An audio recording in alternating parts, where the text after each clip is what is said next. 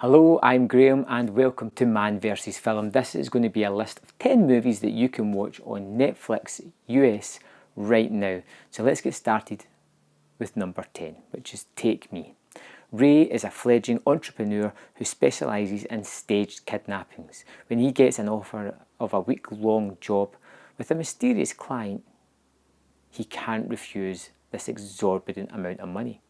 But this job turns out to be more than he bargained for. It's a comedic thriller mystery, but it's a kind of low budget movie that just puts these two characters within a situation and plays mind games with the audience. One time one has the upper hand, the next time somebody else has. We're not sure what exactly is the truth here, who's playing whom, and what exactly is going on. But it's kind of nailed by these performances by Pat Healy and Taylor Schilling, who do particularly well as the victim and the kidnapper. However you want to play it once you've seen the movie. I think it's a lot of fun. It may be instantly forgettable once you're finished with it, but for an under 90-minute movie, you can do much worse. Number 9 is The Void.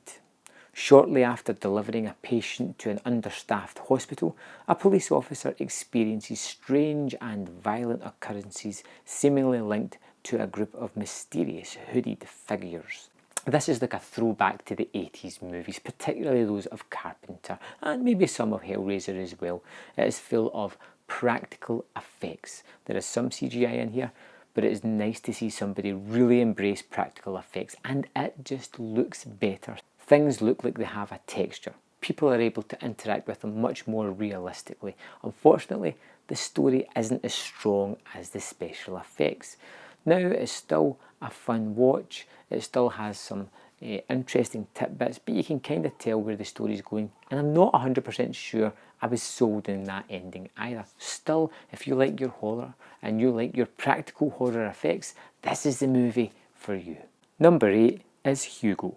In Paris in 1931, an orphan named Hugo Cabaret lives in the walls of a train station and is wrapped up in a mystery involving his late father.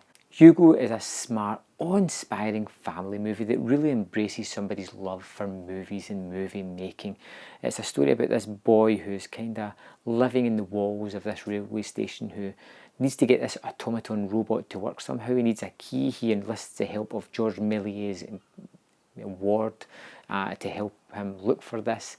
And it's just really a lovely movie. It is superbly shot. It's Scorsese doing a family movie. It looks terrific. It doesn't rush its pacing, but I think it's a terrific movie. Number 7 is Okja. Meet Miha, a young girl who risks everything to prevent a powerful multinational company from kidnapping her best friend, a fascinating animal named Okja.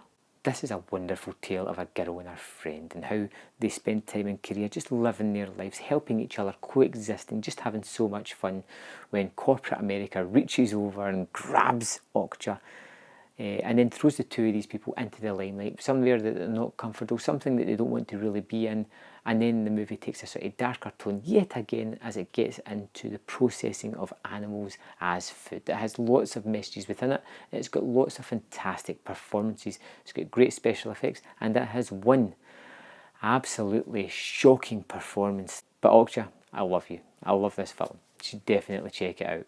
Number 6 is Memento. A man juggles searching for his wife's murderer and keeping his short-term memory loss from being an obstacle. With Nolan's return to time-bending narratives with Dunkirk, I thought we'd look back to his first example of really messing with the time narrative within a movie with Memento. Guy Pearce plays Leonard, a man who just cannot form short-term memories. He tattoos his body with clues to his wife's murder so he doesn't forget the vital information. And people come in and use the fact that he can't make short-term memories against him. He has to take Polaroids to remember the truth or what he thinks is the truth.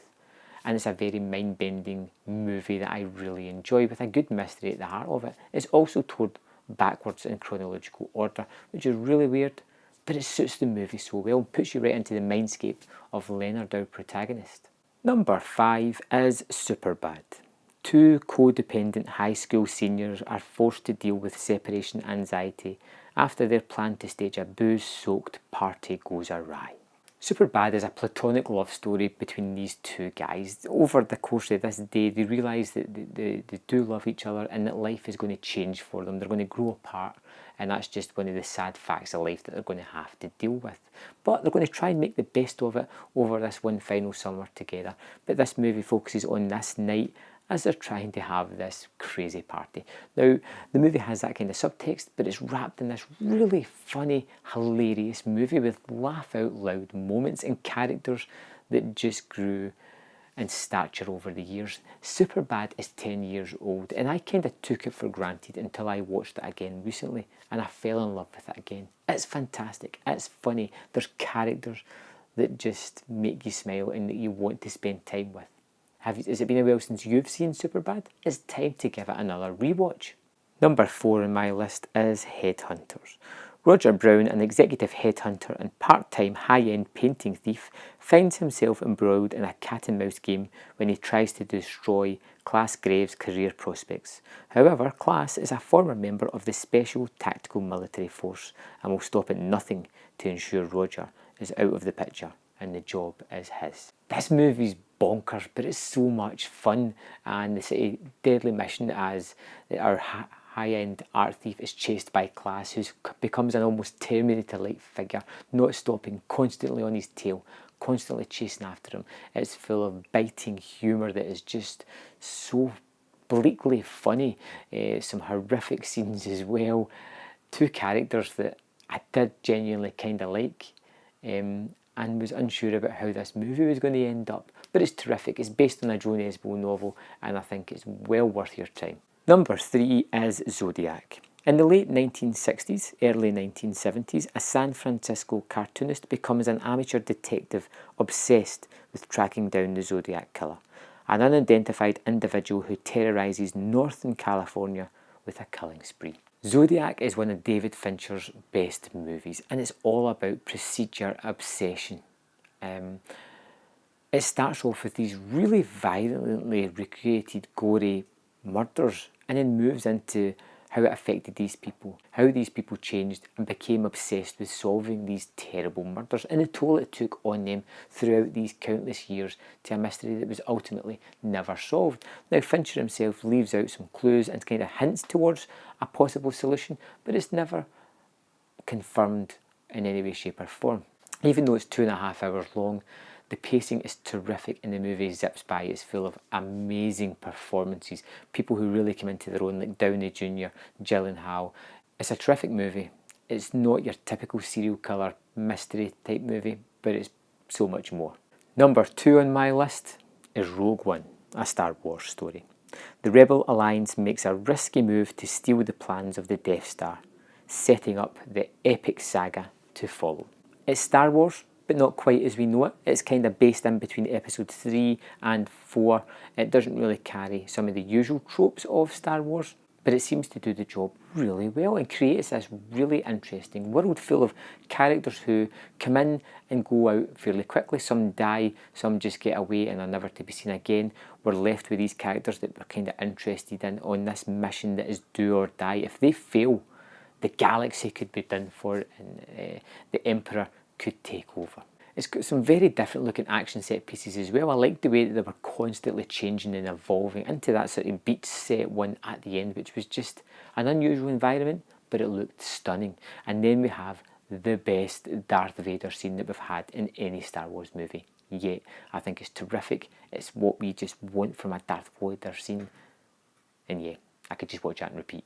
Number 1 on my list is Line.